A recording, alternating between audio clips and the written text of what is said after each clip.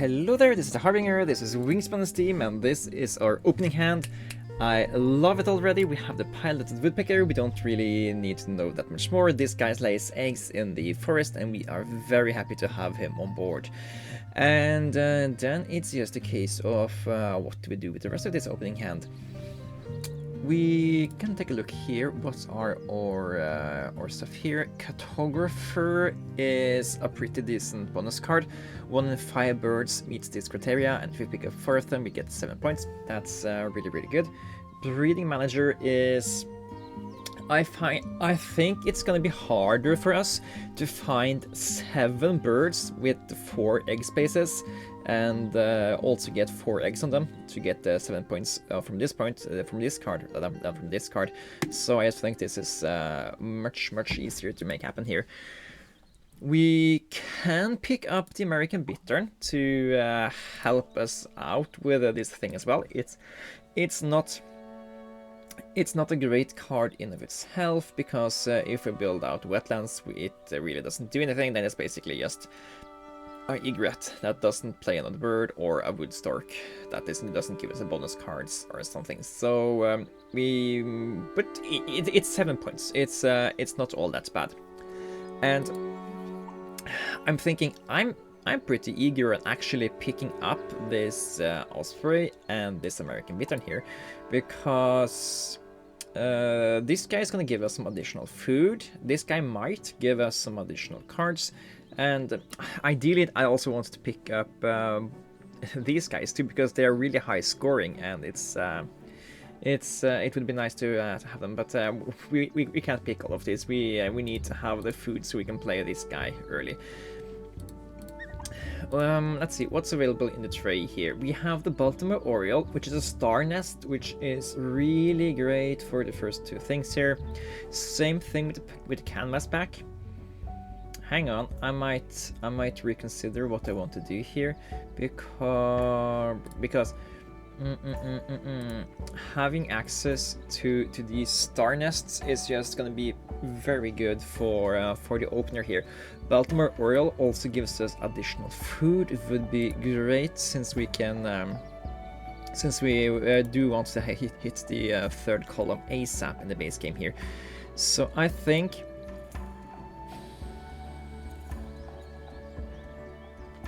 and it's the same thing with the canvas back. We really want to hit the second tier here as soon as possible, so we can draw 2 and then 3 cards of the wetlands habitat.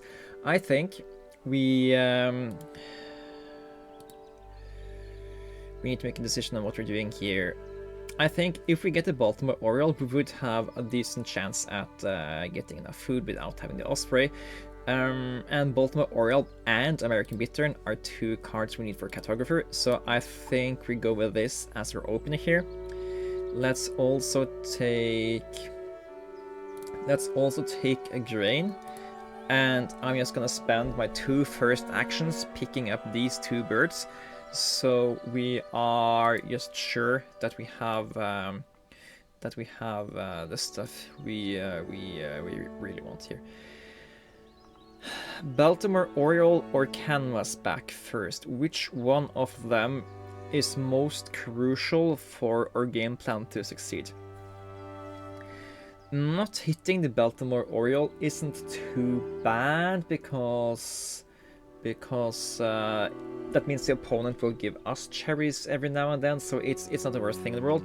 But not hitting the Canvasback means that we won't be able to gain 2 cards here. So I think this guy might be slightly more crucial for us than the Oriole, so I'm gonna take that guy first. Hopefully this guy stays in the tray. It did. Okay, so it didn't really matter too much. We got them both, and now we just need to find the food to get both of them out as well.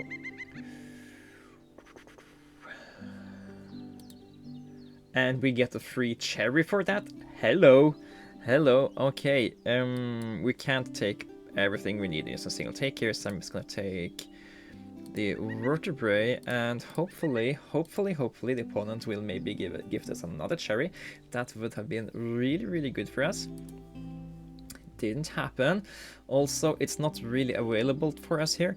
So now we need to make a decision. Do we spend 2 turns to turn around the bird feeder so we can get it happening?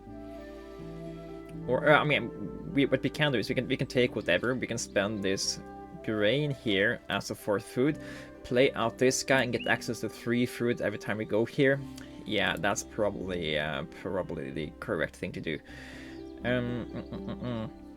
The other option is go canvas back, draw 2 cards, spend 2nd card here to get more food. But I think just raw getting out here is fine. Making sure the opponent can't just reroll the bird feeder for free. So yeah, take this here. Then we take 2 food dice, plan to play either the canvas back or the American bittern here. We can't play the bittern on a single food take. We do want to lay eggs in this nest. I don't think we have to worry too much about it. So let's just take the grain here and prepare to play the bittern down the line. Give ourselves 2 eggs, 1 in the correct nest type, and we are at least on the board for the round and points here. And yeah, it looks like we might be winning there. The opponent can't really make anything happen there, so happy about that. Play out the canvas back here, keep the rodent in the back for later. And yeah, awesome.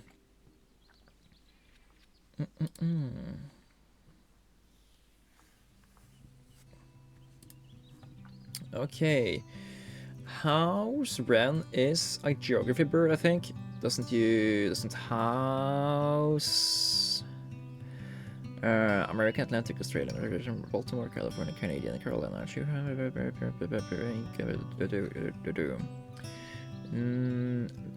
Plains, prairie, sandhill. All of those count, but house doesn't count. Okay. So yeah, not too important to pick this guy up fast. So I think we rather just wait until we can play out the bittern and get access to even more cards when we go there. So just take these 2 foods here, and I guess we can also put eggs into these nests.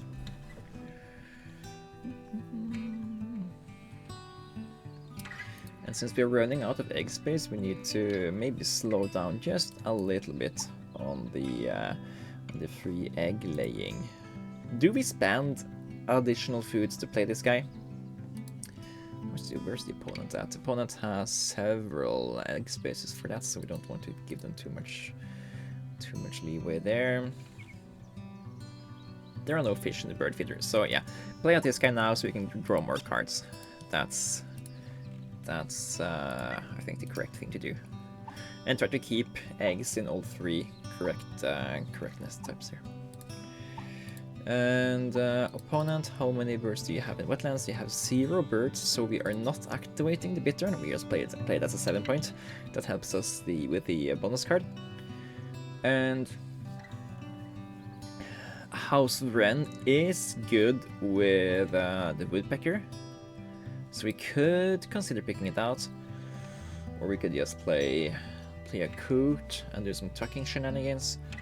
It lets us look at a lot more cards, and it's American, so for cartography. So yeah, I like that.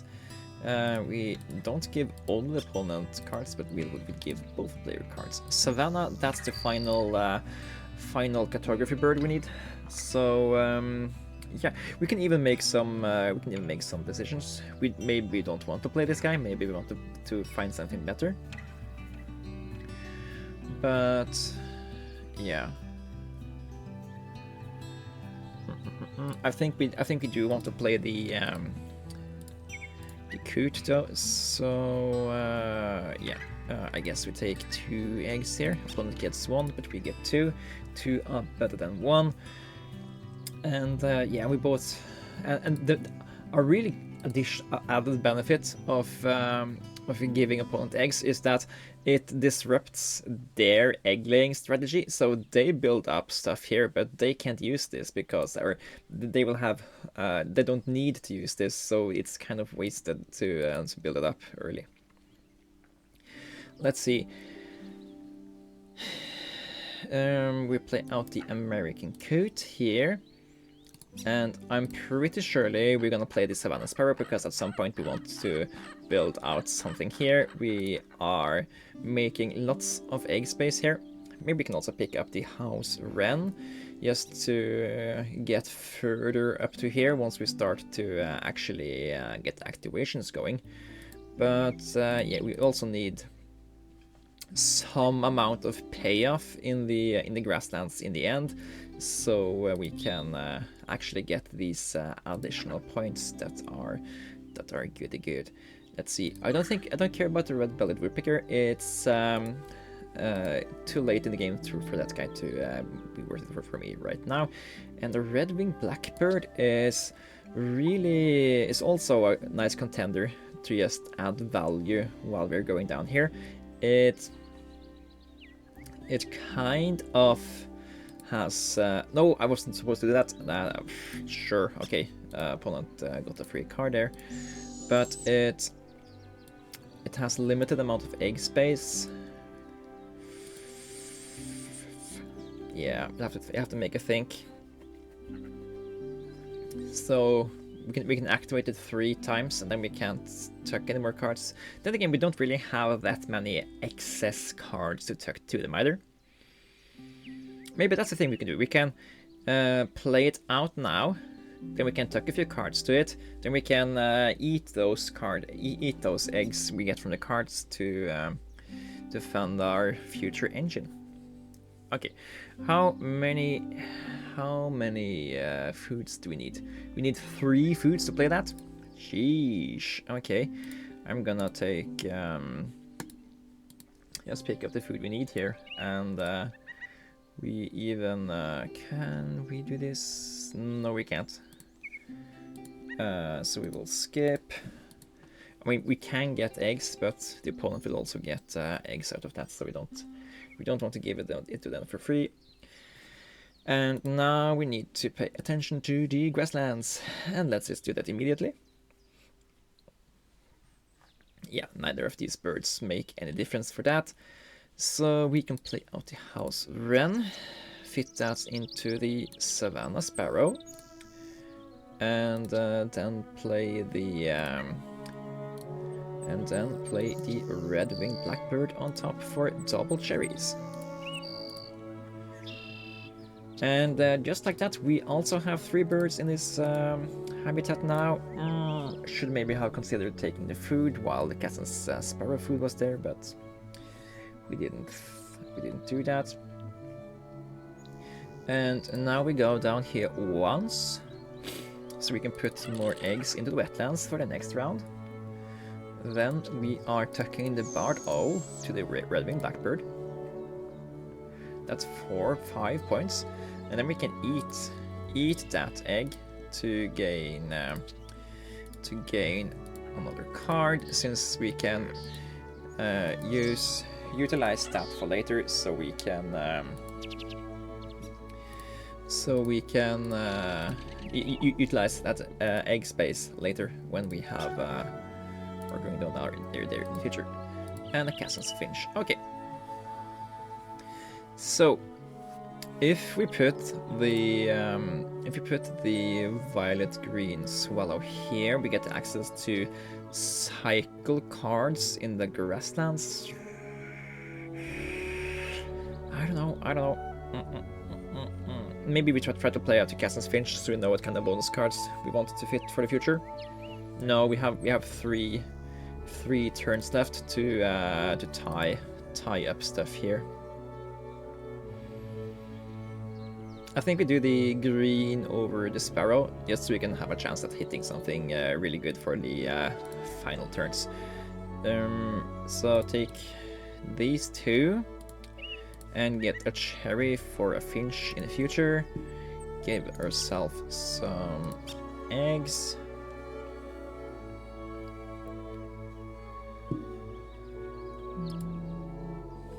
Another cherry. And there is our violet green. Eat eggs out of these kinds of nest types. No, I shouldn't have eaten it out of. I shouldn't eaten it out of the wetlands. That's a bummer. Okay. Anyway, we are equal now. We can't play either of these. We can't play the cat and finch if we would want to.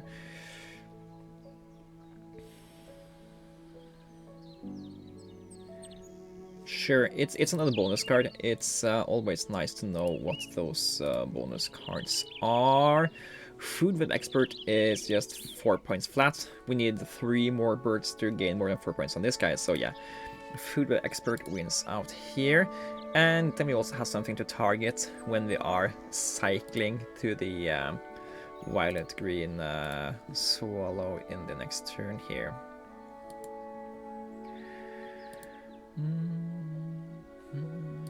Okay, start by filling up these nests. Tuck the kingfisher, draw something else, blue grosbeak, doesn't care, it's getting tucked.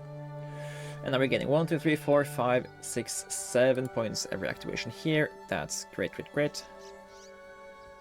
And I think getting to the place where we can tuck, where we can also play out this guy, I think taking the food now to play out this guy, pay 2 eggs, I just don't think it's worth it. I much rather want to have him as tucking fodder for what we have going here. So fill up the wetlands, tuck over here. Ooh, now this, however, is something we might consider playing. Gonna tuck that for now. How many eggs are you laying? You would currently lay, given that we eat this egg, 1, 2, 3, 4, 5, 6 eggs. So this is an 8-point play. If we get the cards, if we get the food from it. So it's worse than just going here, getting food, and going here, and playing it is worse than going here twice. So we're not doing that. Waiting for potentially gaining 8 points is worse than going here and just cycling him to the green violet-green swallow. Then again, we aren't getting 2 points here anymore. So let's see, 1, 2, 3, 4, 5. So it's going here twice is 10 points. Going here is 1 net point for me.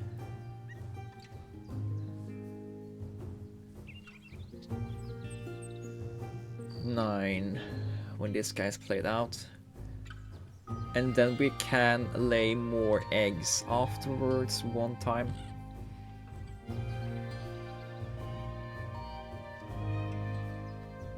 But then we can't tuck a card. Yeah, I think we just go here, and we don't worry about playing out this guy. We worry about not tucking him this time though. We want to tuck him the last turn. So that's the current plan. Dirty duck. Yeah, you're not gonna see a play. Skip you. I want to be able to tuck you the final turn before we are tucking you here. Okay. I guess we can play you just so we can flex a little bit and get the achievement for doing something stupid last turn, meaning that you had more points at the point in the game than you had when you ended the game. But that's an achievement I don't really think that we really need. And yeah, we one-tied all the running goals. That's pretty promising for a decent score. We opened with a Pileated Woodpecker, so we should have had a decent amount of value throughout the game. However, we didn't push that much for activating good stuffs in the forest. Maybe we could have gone on a focus more on a forest thing to get a better score here. But let's see how it turned out. 109. 109 is it's good in the base game.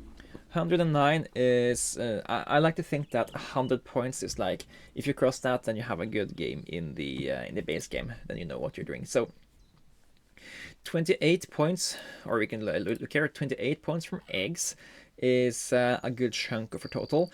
39 points from birds played is an indication that we went for a lot of these lower scoring birds.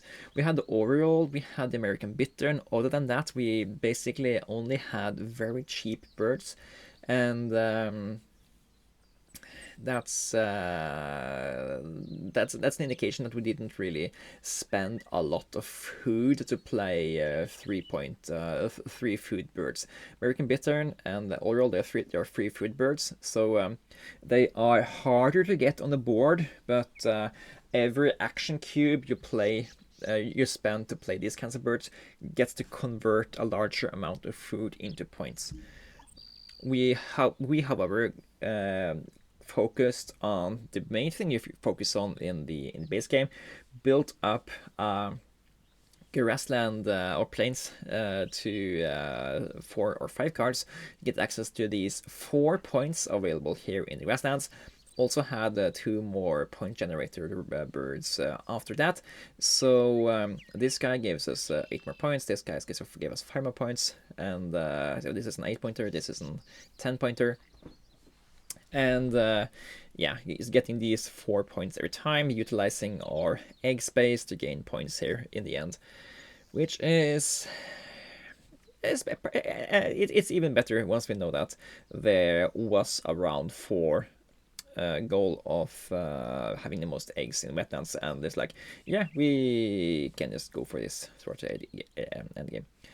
Pileated Woodpecker opener when there are with star nests available. When you have these 2 or either of the egg nest types with eggs early is really good, because we just had guaranteed 1 nest on the board here. We had guaranteed 2 the correct nest types on the board here, with a 3rd in the woodpecker. So yeah, I think this was pretty decent showcase on how to play out the opening hand Pileated Woodpecker, and hopefully you guys learned something as well. And if you didn't, I hope you enjoyed it. And with that, I'll say thank you, and I will see you guys in the next one. Take care.